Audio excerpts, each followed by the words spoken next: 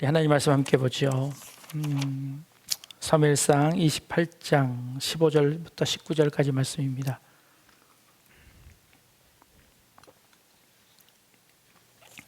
사무엘상 28장 15절에서 19절 말씀입니다. 우리 한 절씩 돌아가면서 읽습니다. 사무엘이 사울에게 이르되 내가 어찌하여 나를 불러 올려서 나를 성가시게 하느냐 하니 사울이 대답하되 나는 심히 다급하니이다. 블레셋 사람들은 나를 향하여 군대를 일으켰고 하나님은 나를 떠나서 다시는 선지자로도 꿈으로도 내게 대답하지 아니하시기로 내가 행할 일을 알아보려고 당신을 불러 올렸나이다 하더라. 사무엘이 이르되 여호와께서 너를 떠나 내 대적이 되셨거늘 내가 어찌하여 내게 묻느냐. 여호와께서 나를 통하여 말씀하신 대로 내게 행하사 나라를 내 손에서 떼어 내 이웃 다윗에게 주셨느니라. 내가 여호와의 목소리를 순종하지 아니하고 그의 진노를 아말렉에게 쏟지 아니하였으므로 여호와께서 오늘 이 일을 내게 행하셨고. 같이 읽겠습니다. 여호와께서 이스라엘을 너와 함께 블레셋 사람들의 손에 넘기시리니 내일 너와 내 아들들이 나와 함께 있으리라. 여호와께서 또 이스라엘 군대를 블레셋 사람들의 손에 넘기시리라 하는지라. 아멘. 네. 1979년도 12월에 노벨 평화상을 받은 테레사 수녀가 그 시상식에서 이런 연설을 했습니다. 예수님은 우리 안에 계시고 우리가 만나는 가난한 사람들 가운데 계시고 우리가 주고받는 미소 안에 계십니다 라는 아주 유명한 연설을, 멋진 연설을 했습니다. 나중에 그녀가 죽고 나서 그의 일대기를 편집하고 그가 썼던 글, 편지들을 수집하는 과정에서 이 노벨상을 받기 3개월 전쯤에 자신의 멘토였던 어떤 신부에게 쓴 편지가 발견되었습니다. 그 편지에 이런 내용이 있습니다. 예수님은 당신을 특별히 사랑합니다. 이제 그 신부에게 쓴 거지요. 그러나 저에게는 침묵과 공허함이 너무나도 큽니다.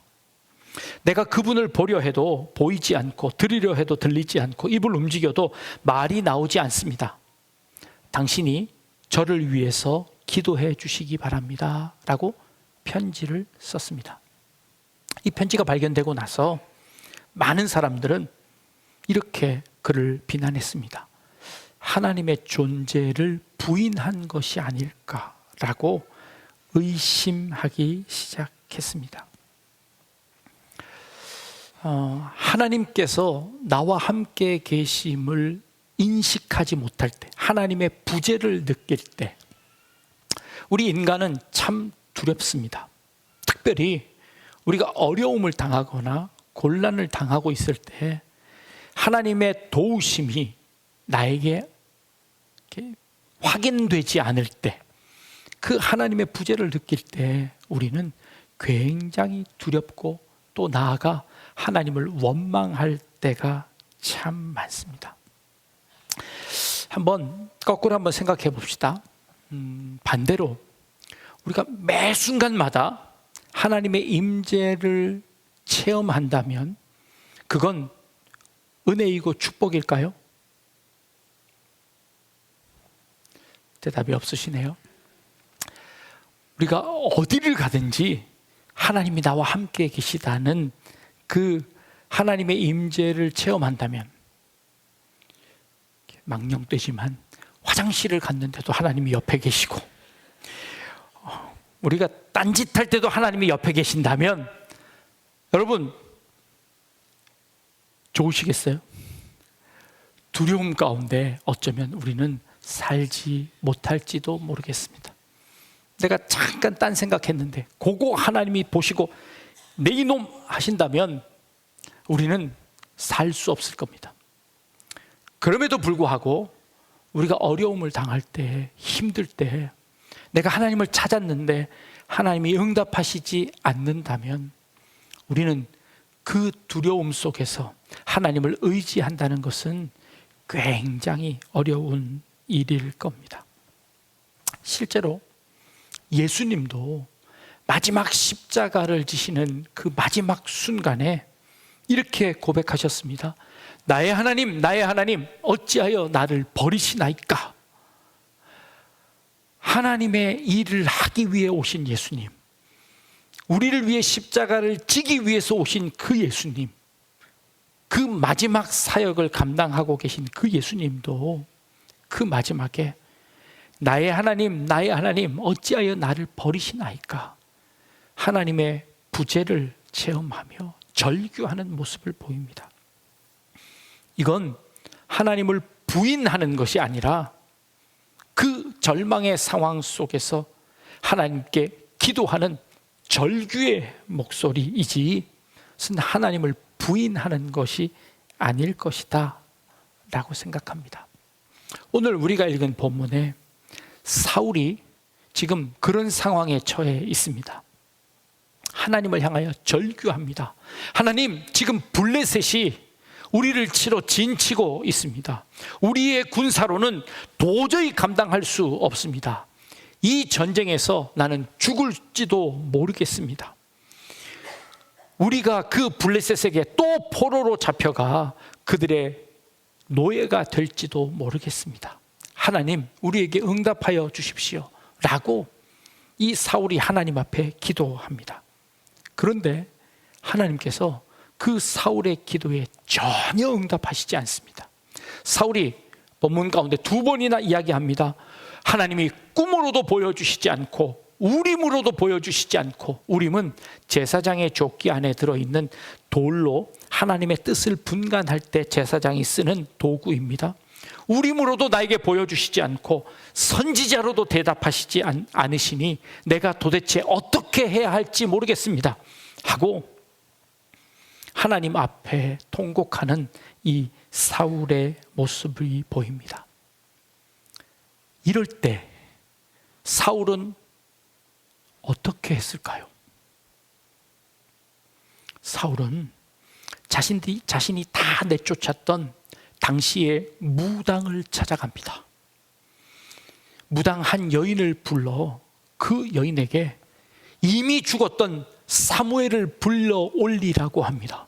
그리고 내가 그 사무엘에게 하나님의 뜻을 묻고자 한다라고 그 무녀를 찾아가 그에게 무릎 꿇는 모습이 오늘 성경에 기록되어져 있습니다. 통계 자료를 보면 2024년 통계에 한국에 종교를 가진 사람과 종교가 없다고 대답하는 사람, 몇 년 전만 해도 종교를 가진 사람이 40%에 해당되었습니다. 그런데 2024년도의 통계에 의하면 종교를 가졌다고 하는 사람이 36.6%밖에 안 됐습니다. 36.6% 안에 기독교가 약 한 15% 정도 차지합니다. 나머지 60% 이상은 종교가 없다라고 대답한 사람이 그만큼 많아졌습니다.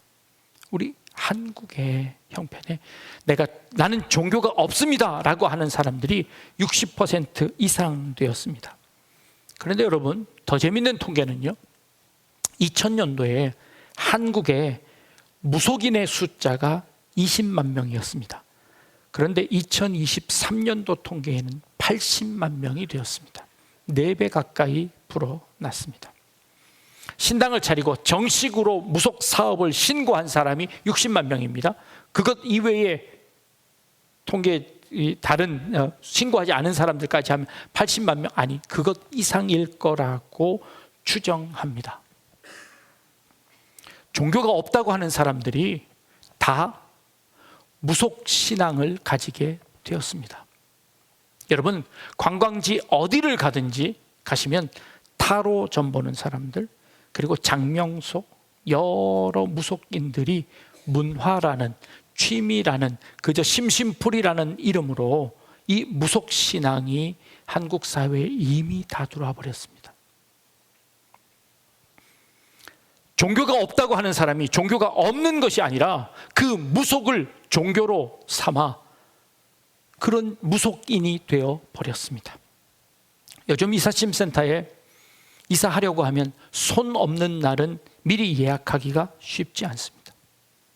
가격도 올라갑니다. 많은 사람들이 이왕이면 손 없는 날 하는 것이 좋지 않겠나라고 하며 그 날을 선택합니다. 아이들의 이름을 지을 때 부모들이 고심하고 이름 짓지 않고 무속인에게 이름을 받아옵니다. 좋은 이름이라고 생각해 그 이름을 받습니다. 이렇게 한국 사회 무속이 뿌리 깊게 들어오기 시작했습니다. 개신교의 목사의 숫자는 얼마나 될까요? 2011년 통계 약 13만 명이었습니다. 아마 더 많이 줄었을 겁니다. 무속인과 비교해도 더 적은 숫자입니다.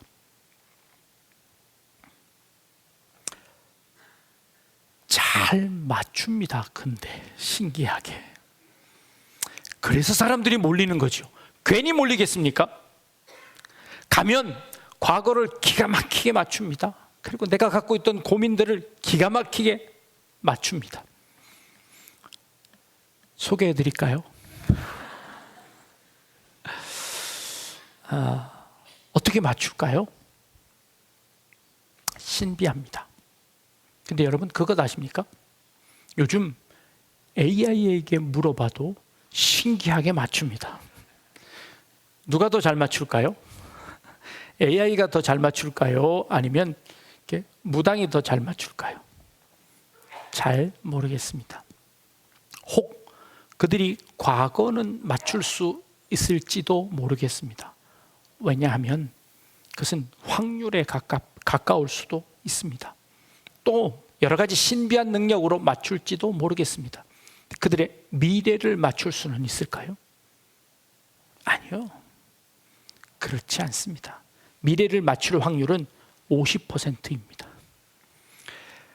못 맞출 확률도 50%입니다. 미래는 알 수 없다는 거죠. 또 오늘 우리가 읽은 성경에 너무 재미난 일들이 기록되고 있습니다. 사울이 너무 급박한 상황 속에서 하나님이 응답이 없어서 그가 무당을 찾아갑니다. 그리고 그 무당에게 사무엘을 불러달라고 합니다. 그런데 이 무당이 진짜 사무엘의 모습을 보는 겁니다. 그리고 그 사무엘의 모습을 보자 사울이 그 무당 앞에 고개를 숙입니다. 무릎을 꿇습니다. 그리고 앞으로 어떻게 될 것인지를 묻습니다. 그러자 오늘 우리가 읽은 본문에서 사무엘이 이렇게 대답합니다. 너는 왜 성가시게 나를 불러 올리느냐? 하나님이 이미 너에게 노하셨고 너를 버리셨는데 이번 전쟁에서 너는 분명히 죽을 것이고 이스라엘은 그 블레셋의 포로로 다 잡혀갈 것이다 라고 이 무당이 예언을 합니다. 그런데 그 무당의 예언처럼 모든 일들이 그대로 이루어졌습니다. 자, 그러면 이 무당은 신통한 걸까요? 무당이 그 일을 한 걸까요? 하나님이 정말 그 사무엘을 그 무당의 말을 듣고 사무엘이 일어난 걸까요? 여러분 어떻게 생각하십니까? 이 성경을 해석하는 것이 참 난해합니다. 자, 해석할 수 있는 방법은 그렇습니다. 진짜 사무엘이 나타났을 것이다 라고 보는 거죠. 무당이 그런 능력이 있다라고 보는 겁니다. 이건 말이 안 되죠. 이미 죽은 사람이 어떻게 올라옵니까? 성경의 가르침과 위배됩니다. 그런 일은 있을 수 없습니다. 그렇다면 그가 본 사무엘은 과연 무엇이었을까입니다. 학자들은 이렇게 해석합니다. 거짓 혼이었을 것이다. 사탄이 그에게 나타나 사무엘인 척하고 그렇게 이야기했을 것이다 라고 추정할 수 있습니다. 그런데 그렇게 해석하기에는 그가 한 말이 너무나 정답입니다. 그가 한 말이 하나도 틀리지 않습니다. 그 귀신이 한 말이 너무 정확하게 맞습니다. 그렇다면 이것은 과연 무엇일까요? 어떤 학자는 이렇게 해석합니다.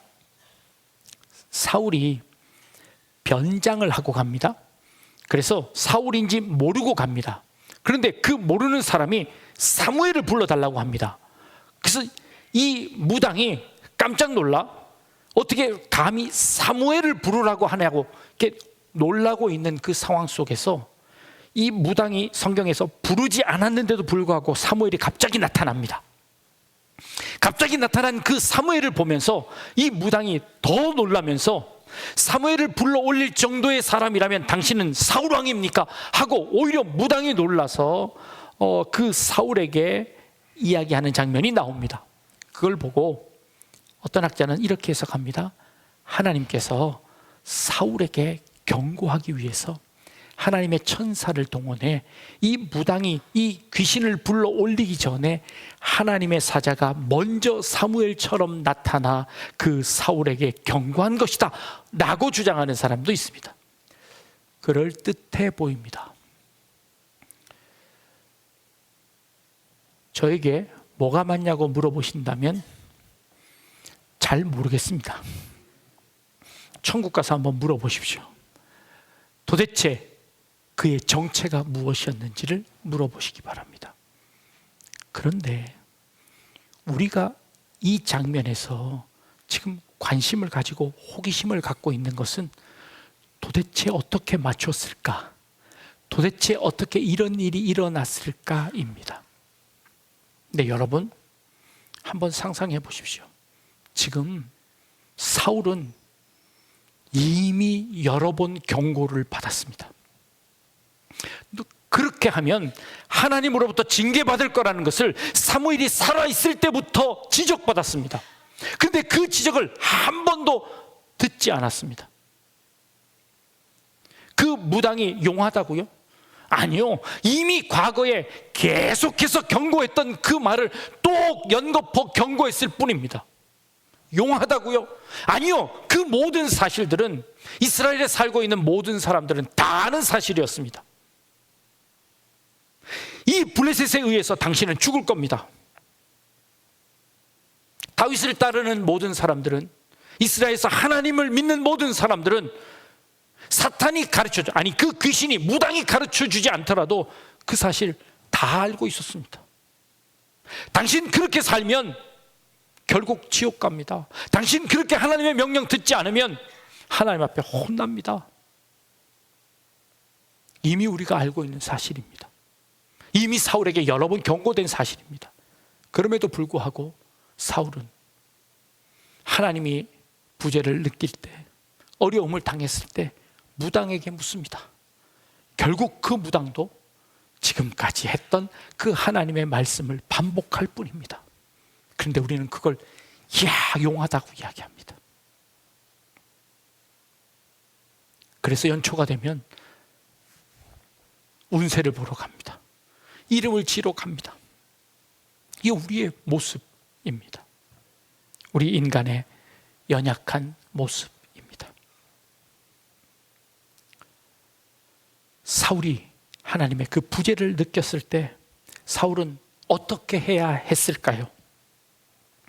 하나님의 침묵 가운데 그가 선택할 수 있는 방법은 자신의 죄를 회개하고 그동안 하나님께서 지적했던, 선지자를 통해서 여러 환경들을 통해서 지적했던 그 지적사항을 고치고 뉘우치고 돌이키는 것, 그리고 그와 함께한 백성들과 함께 회개하고 하나님 앞에 돌아오는 일이었습니다.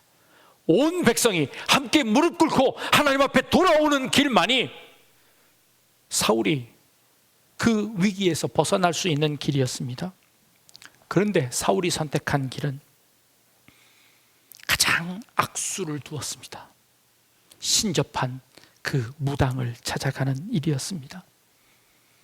하나님의 부재 앞에 벌벌 떨며 다른 신에게 찾아가는, 하나님의 부재를 하나님을 부인하는 것으로, 하나님이 계시지 않는 것으로 여기고 다른 신을 찾아가는 죄악수를 두었습니다.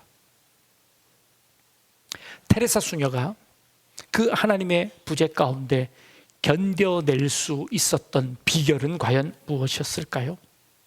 그는 그렇게 혼란 가운데서도 그는 자신의 사명을 붙잡았습니다. 여전히 가난한 사람들, 어려움을 당하는 사람들이 내 곁에 있다. 하나님은 내게 그 사명을 주셨으니 하나님의 부재를 느낄 때에도 나는 여전히 그 사명을 감당하며 묵묵히 지키겠습니다. 테레사 수녀는 그 사명을 붙잡았습니다. 그리고 그에게는 신앙의 멘토가 있었습니다. 그 자신의 치부마저도 드러내서 함께 고민하고 함께 격려할 수 있는 믿음의 동역자가 그에게 있었습니다. 그래서 그는 그 혼란 가운데서도 믿음을 잃지 않고 지켜낼 수 있었습니다. 그리고 그는 신앙의 오랜 훈련을 통해서도 하나님이 나와 함께 하시지 않다고 느낄 그때에도 믿음을 지키는 방법을 그는 알고 있었던 것 같습니다. 여러분, 믿음의 조상이라고 하는 아브라함은 그의 인생에서 하나님의 음성을 몇 번 들었을까요? 갈대아 우르를 떠나라고 할 때 들었습니다.